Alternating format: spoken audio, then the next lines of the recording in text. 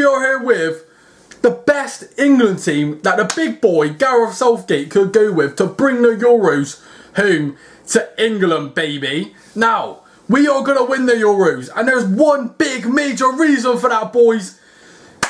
Gareth Southgate, breaking news, he's got his granny to knit him a cardigan, boys. Oh, yes. It's coming in, boys. I can't believe my eyes when I read that news. I thought, oh my goodness gracious me, Gareth Southgate, the master plan to bring the Euros back to England. He's decided to get his granny to knit him a nice little fine knit cardigan because he feels it's going to relax the mood. And apparently, if your gaffer wears a cardi, it means you're bringing the bloody Euros home, apparently, according to Southgate. But who knows? Imagine we get to the final. He stood there next to Didier Deschamps, who's won World Cups, okay, won Euros, and he's probably there in a lovely tuxedo made in France, finely made for to suit him. It's probably going to cost about 10 grand, all right. And Southgate stood next to him, wearing his granny's cardigan. Great banter. Well done, Southgate, mate. Absolutely brilliant. Let's get into the video then, baby. Right.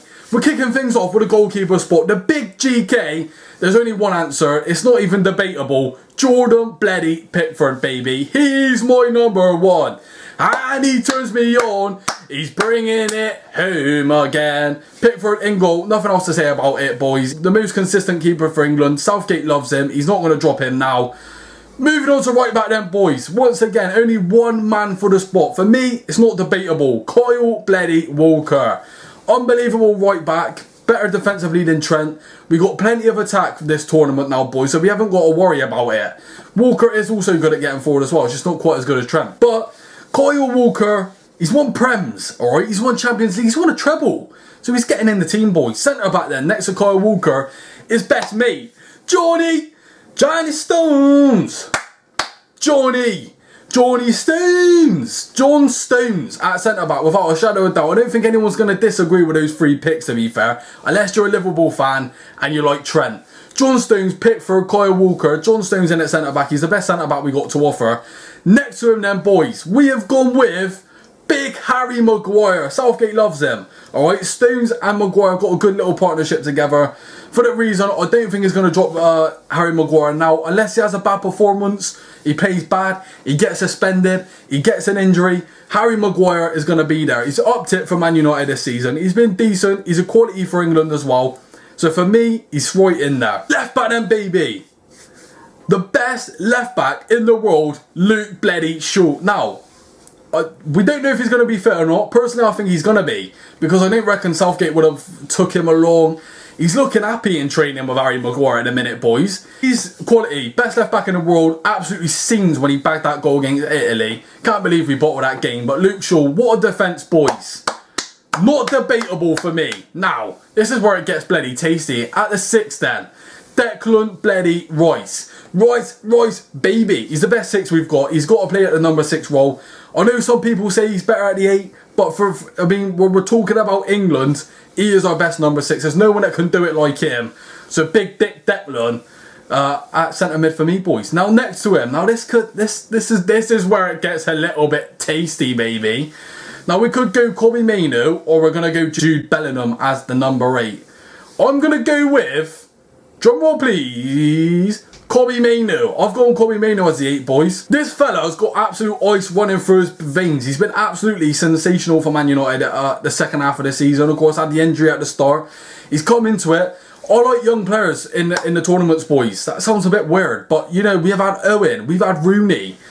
And I reckon Kobbie Mainoo is the type of player that if you put him in the team, he's going to have an amazing tournament, baby. So for that reason, I'm going to pick him as the 8. As the 10 then, boys, Jude Bellingham. He plays out for Real Madrid. He's an absolutely sensational player. There's no absolute doubt about it. Now, unless you was going to make him the 8 and put someone else in as the 10, I'm going Jude Bloody Bellingham.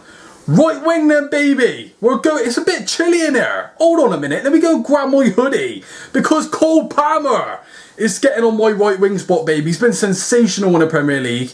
He's bagged goals. Ice running through the man's veins. What an absolute geezer. What a player. I think he could be sensational. Like Kobbie Mainoo. young player in the England tournament, on the big stage. He's got confidence, baby. I think he could have a great Euros if Southgate picks him on the right-hand side.